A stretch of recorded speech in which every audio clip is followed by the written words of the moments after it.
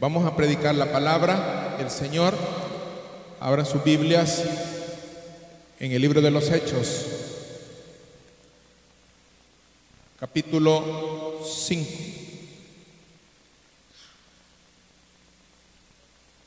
A partir del versículo 27 hasta el versículo 39.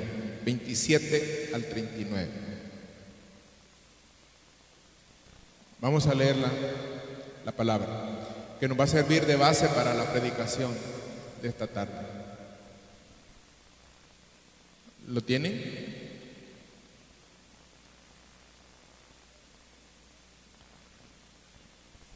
Yo quisiera que ustedes le prestaran atención a lo que dice la Escritura, sobre todo a los verbos, sobre todo a los verbos más que todo.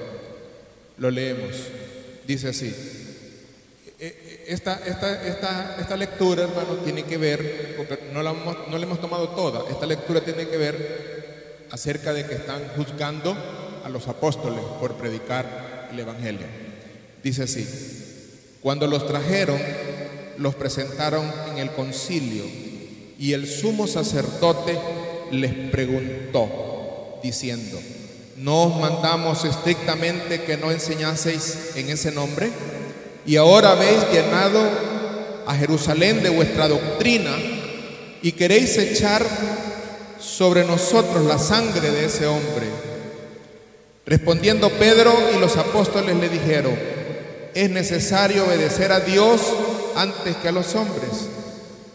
El Dios de nuestros padres levantó a Jesús, a quien vosotros matasteis, colgándole en un madero.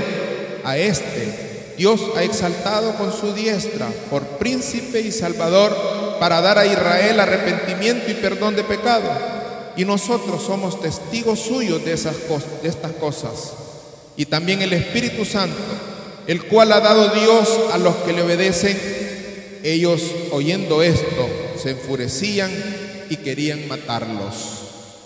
Entonces, levantándose en el concilio un fariseo llamado Gamaliel, doctor de la ley, venerado de todo el pueblo, mandó que sacasen fuera un momento a los apóstoles, y luego dijo: varones israelitas, mirad por vosotros los que vais a hacer respecto a estos hombres, porque antes de estos días se levantó Teudas, diciendo que era alguien. A este se unió un número como de 400 hombres, pero él fue muerto, y todos los que le obedecían fueron dispersados y reducidos a nada. Después de este se levantó Judas, el Galileo, en los días del censo, y llevó en pos de sí a mucho pueblo. Pereció también él, y todos los que le obedecían fueron dispersados.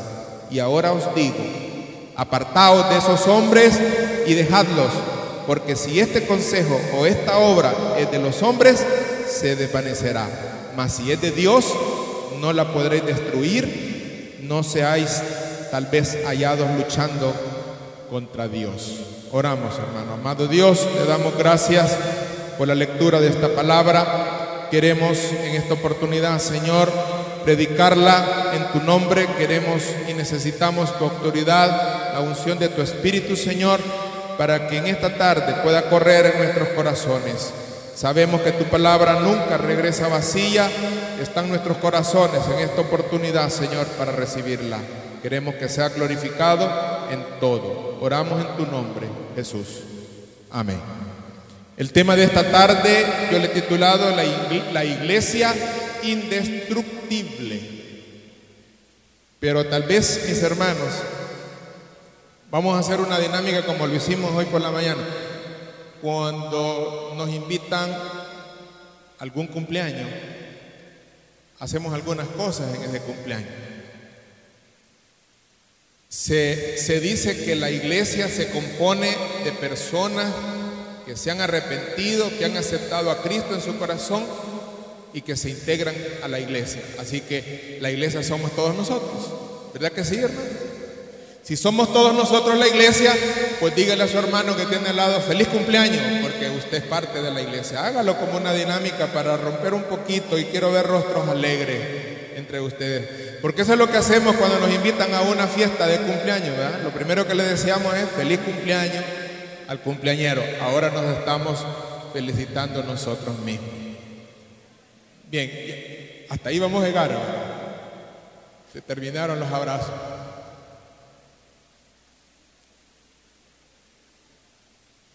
Tenemos otro punto que se llama la reseña histórica de la iglesia, pero tal vez voy a tomar algunas partes para introducirnos en el sermón. Esta iglesia, hermano, que se fundó a partir del mes de enero de 1954, en el mes de enero.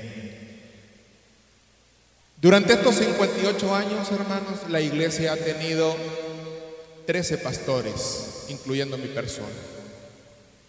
Que yo no sé cómo han pasado en mi vida 20 años como pastor de esta iglesia. A mí me parece que muy poco sucedió esta cosa. Estos 13 pastores que de alguna manera fueron pioneros y les tocó en su momento, hermano, edificar esta congregación. En la mañana le decía a los hermanos que fueron 20 hermanos que comenzaron esta obra, que fueron los primeros que aceptaron en la iglesia Apóstoles y Profetas. Cuando comenzó la década de 1960, se agregaron otros 30 más. Y de esos 30 más que se agregaron, incluyendo los 20 que eran, podríamos decir, de la década del 50, o a partir del 54 hasta el 59, todavía aquí en esta tarde hay 3 hermanos. Nuestro hermano Octaviano Flores, póngase de pie, hermano, por favorcito, para que lo conozca. Este es el hermano Octaviano Flores. Él está más o menos de esa década. La hermana Argelia está aquí con nosotros, hermana Argelia. Póngase de pie, hermana Argelia Rodríguez. Y también nuestra hermana Isabel Ortega de Montoya. ¿Está aquí nuestra hermana Isabel Ortega? Bien. ¿Habrá algún hermano que aceptó al Señor y se integró a esta iglesia en la década de los años 60? Levanten la mano, por favor. ¿De los años 60? No, ¿verdad? ¿De los años 70? Desde el 70 hasta... Ahí están 2 hermanos del año 70, incluyéndome a mí también, y a mi esposo. ¿Hay algunos aquí, hermanos, que se han integrado a la iglesia en la década de los 80? Levanten la mano, por favor. Poquito, ¿verdad? 80. En la década de los 80, son 10 años. De la década del 90, por favor, levanten la mano. Son más numerosos. Y hoy en este siglo, a partir del año 2000, hay alguien que hasta esta fecha, levante la mano, por favor. Bueno, a todos nos ha tocado vivir un momento, hermanos, de la historia de esta iglesia. Yo a veces, cuando me refiero a la iglesia evangélica en Usulután, la iglesia evangélica en Usulután son más de 100 iglesias evangélicas. Más de 100 iglesias evangélicas tiene la ciudad de Usulután en su periferia y el centro de la ciudad. Todos están haciendo una labor. Todos estamos cumpliendo con el mandamiento de predicar el evangelio, la gran comisión. En el caso de nosotros, que nos tocó la primera parte de esta historia en Usulután, porque mire, en esa fecha de 1950, pues no habían evangélicos, hermanos. Ser evangélico era como decir un extraterrestre o uno de otro planeta, tal vez. Eran despreciados, eran marginados. Les aseguro que a algunos de nosotros no nos hubiera gustado ser evangélicos en esa fecha. Hoy, gracias a Dios, que la población evangélica en El Salvador ha crecido hasta el 42.8%. Eso quiere decir que hay 42 evangélicos salvadoreños de cada 100 en el país. Eso quiere decir que somos arriba de 2 millones de salvadoreños que somos cristianos evangélicos. Podemos impulsar cualquier proyecto en el país. ¿Sabe lo que nos falta? La unidad. La unidad. Por eso no somos tan fuertes. El tema de esta tarde, hermano, yo quiero ser bastante breve porque tenemos un horario de salida, es la iglesia indestructible. Hay hermanos que tal vez tienen por costumbre no acercarse mucho a la iglesia. Son miembros de la iglesia, pero cuesta el acercamiento de ellos a la iglesia. La iglesia, hermano, cada uno, incluyéndonos nosotros, estamos marcados con alguna experiencia vívida. Ustedes van a escuchar cuando leamos la reseña histórica que inclusive este local que tenemos aquí, hermano, este predio, se compró pagando 50 colones mensuales. ¿Cuántos son 50 colones en dólares ahora? Risible, ¿verdad? Pero la iglesia, pagar 50 colones en aquel tiempo, hermano, mensuales, era una gran experiencia. Era una gran hazaña poder recoger esa suma. Entonces, cada iglesia, hermano, tiene una experiencia, tiene una historia. Todos los apóstoles y profetas, o de cualquier otro nombre o misión, somos marcados con las tradiciones de la iglesia, los dogmas de la iglesia, las costumbres de la iglesia, las doctrinas de la iglesia. Todos tenemos un tipo de experiencia y tenemos una... Por eso yo le digo a algunos hermanos, mire, eso de cambiarse de iglesia no es tan fácil. Si yo dispusiera un día a cambiarme de iglesia, mire, me voy a cambiar de iglesia, me voy a cambiar de doctrina, me voy a cambiar de normas, me voy a cambiar de costumbres, me voy a cambiar de nombre, me voy a cambiar de hermanos, me voy a cambiar de todo. Es como empezar una nueva vida. No es tan fácil. Y gracias a Dios que aquellos lo superan estas circunstancias. Al hablar de la iglesia que es indestructible, porque así le he llamado al sermón en esta tarde, quiero hacer referencia a las palabras de Gamaliel en los versículos, tienen la Biblia abierta, los versículos 38 y los versículos 39. Gamaliel, que era un doctor, era como Gamaliel, para que ustedes me puedan entender, era un maestro como de una universidad religiosa en Israel, era un doctor de la ley, alguien que no se le podía igualar, no se le podía oponer. Y usted puede ver de que en esos versículos 38 y 39 Gamaliel los llama a la cordura, porque los apóstoles les habían prohibido predicar el evangelio en la ciudad de Jerusalén. Los apóstoles habían alborotado a la ciudad de Jerusalén con su predicación, habían estado anunciando al Cristo vivo. Les habían prohibido que predicaran el evangelio en la ciudad de Jerusalén y los habían sentenciado a morir. Pero en los versículos 38 y 39 Gamaliel les dice: apártense de estos hombres, déjenlo, porque si este consejo o esta obra es de los hombres, se va a desvanecer. Pero dice el versículo 39, pero si es de Dios, no la vamos a destruir. A la iglesia nadie la puede destruir. ¿Por qué? Porque es un proyecto, es un plan de Dios para el hombre. Por eso la iglesia es indestructible. Gamaliel lo llama a la cordura. Pensemos por un momento, hermanos, en la iglesia, en tres cosas que van a ser la parte de mi sermón. La primera parte, la iglesia es indestructible mientras dependa por completo del Espíritu Santo. El Espíritu Santo, hermano, el Señor lo ha dejado como el consolador de todo creyente.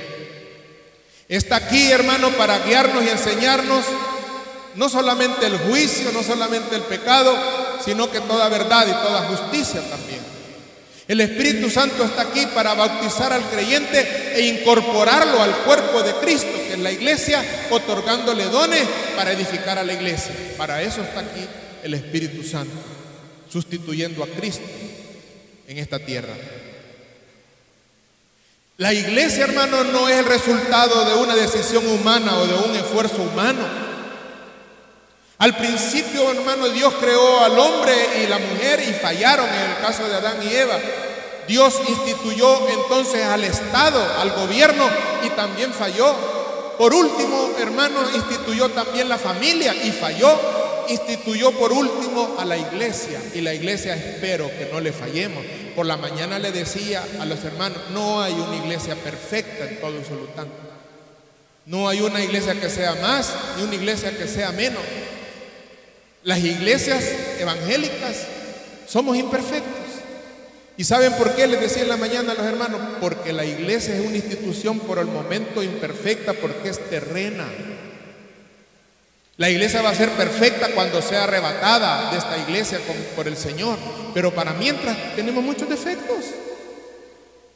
No hay ninguna iglesia que usted va a encontrar que sea la última y que sea perfecta. Todas tenemos irregularidades. Entonces, la iglesia no es una decisión humana, como algunas veces se cree también que, voy a hablar de política tal vez, ¿verdad? Que no se puede mezclar la religión con la política, de acuerdo, porque son totalmente diferentes. Pero fíjese que la iglesia persigue lo mismo que el Estado persigue, el bienestar social de la persona. En El Salvador yo diría que el Estado debería estarnos ayudando a construir templos. ¿Saben por qué? Porque los templos es un lugar donde el hombre viene a adorar a Dios, y la adoración del hombre es una necesidad como biológica, es una necesidad espiritual de adorar a un ser supremo, y necesita un templo, necesita una casa, porque es una necesidad como comer, como dormir, la necesidad de buscar a Dios. La iglesia no debería de reñir con el Estado, más bien debería de estar de la mano, porque persigue el mismo bienestar social y el desarrollo igual que la iglesia. La iglesia entonces es parte del plan de Dios en Jesucristo.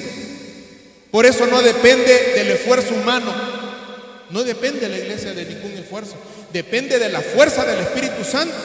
La iglesia se edifica por el ejercicio de los dones de cada uno de los miembros, y esos dones los da Dios a través del Espíritu Santo.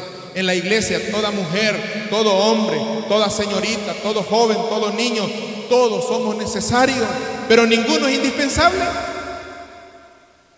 Ninguno es indispensable, pero todos somos necesarios. El único indispensable en la iglesia, ¿sabe quién es? Es el Espíritu Santo. Mientras tengamos el Espíritu Santo, hermanos, nadie podrá destruir la iglesia del Señor. Amén, hermanos. En segundo lugar, la iglesia es indestructible mientras el actuar de Dios se manifieste en nosotros.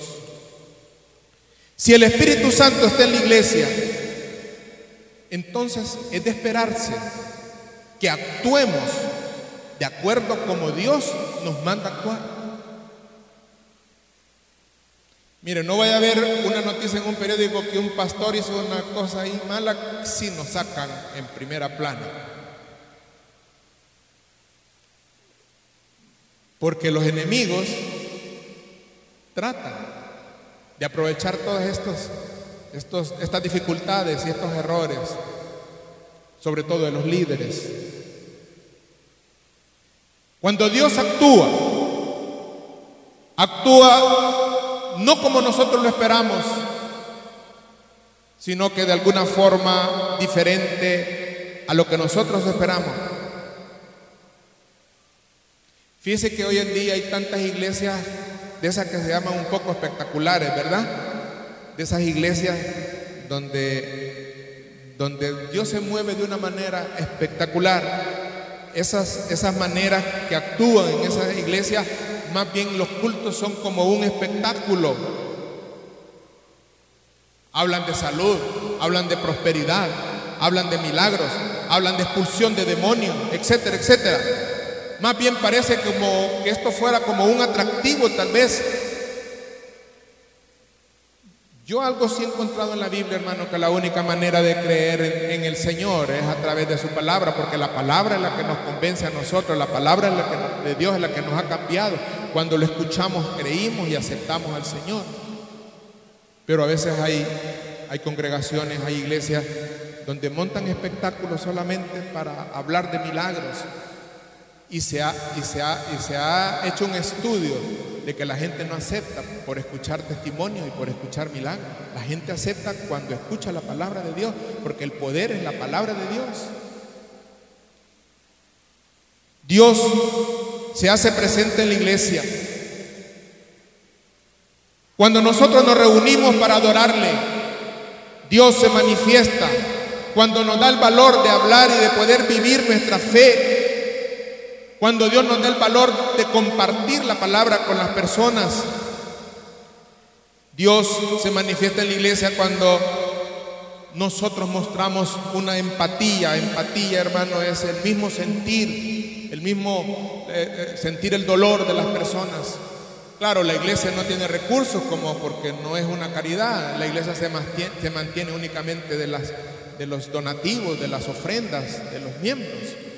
Pero fíjese que aún de todas esas cosas pocas, la iglesia participa. Habemos un grupo de pastores aquí en Usulután con unos 4 o 5, que desde ese día tenemos un plan de reunirnos, porque no es posible que la iglesia evangélica no aporte algo a la situación de violencia en Usulután.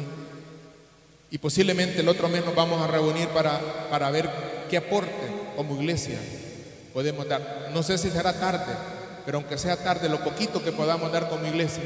¿Saben por qué?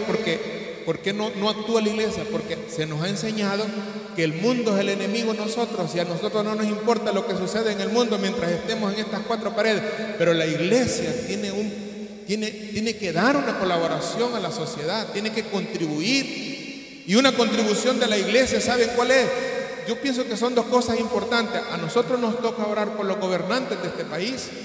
En primer lugar, nos toca hacer buenos ciudadanos a los creyentes para que sean responsables en la sociedad y que no causemos más problemas a la sociedad usuluteca. Dios se manifiesta, ¿sabe cuándo? Hasta cuando visitamos enfermos. La verdad es que somos indestructibles cuando Dios está con nosotros. Y yo pienso que estos 58 años Dios ha estado con esta iglesia. Y no solo con esta, me imagino que con todas las iglesias del Señor. Y Dios sigue siendo presente aún en las dificultades que tenemos. Aún cuando sufrimos pérdidas, Dios está siempre con nosotros. Y en tercer lugar, la iglesia es indestructible mientras se mantenga fiel a su vocación. La iglesia ha sido llamada a vivir y a testificar del Señor. A eso nos ha llamado a la iglesia, a vivir y a testificar de Cristo. Y esta fidelidad para algunos no es siempre sencilla. En el caso de los apóstoles, el texto que hemos leído dice que fueron azotados. Leímos hasta el 39, pero lea el 40, el versículo 40. Dice que fueron azotados. Así dice, ¿verdad? Y convinieron con él, y llamando a los apóstoles después de azotarlo, mire, lo regañaron, lo reprendieron, y para que se asustara, le dieron de golpe. Dice el 40, y los azotaron, y les dijeron que no hablaran de Jesús, y los pusieron en libertad. ¿Cree usted que después que lo golpearan con látigo tenían ganas de ir a predicar los apóstoles? ¿Cree que les cerraron la boca con unos cuantos azotes? Salieron, hermano, no les importó. ¿Y qué tal que aquí nos dijeran a nosotros? Miren, ustedes son unos alborotadores, estos apóstoles y profetas y todas las iglesias evangélicas aquí. Los vamos a pegarle unos azotaditas. Algunos no regresamos a la iglesia.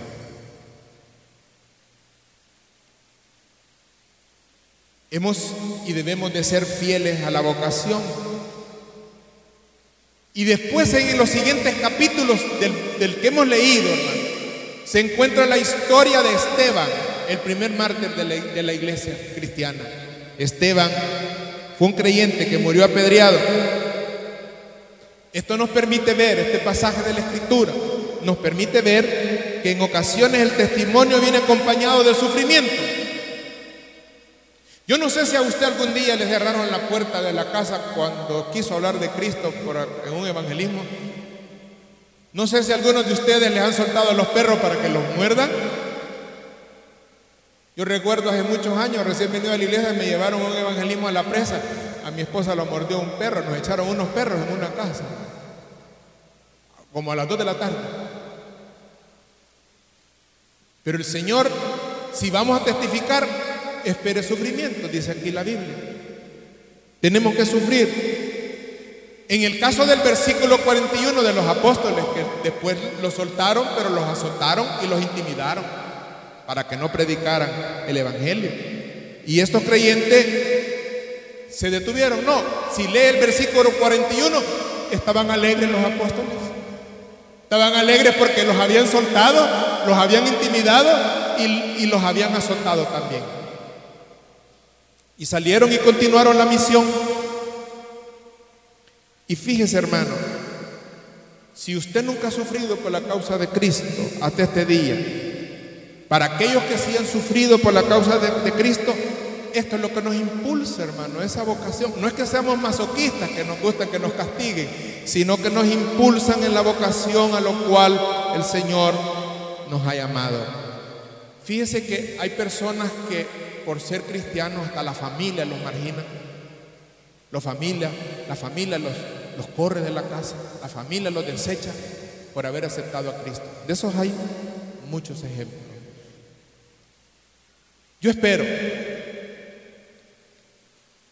que si el Señor no viene todavía, aunque no estoy seguro que nos dé otros 58 años, porque no creo que nos dé el Señor eso, pero si el Señor no viene todavía, vamos a seguir siempre anunciando el Evangelio de Cristo, siempre creyendo que esta iglesia y las demás iglesias evangélicas son indestructibles. El Señor le dijo a Pedro que ni las puertas del Averno iban a prevalecer contra la iglesia. Más bien creo que nosotros deberíamos de estar sacudiendo al diablo y no que el diablo esperar que nos sacuda a nosotros.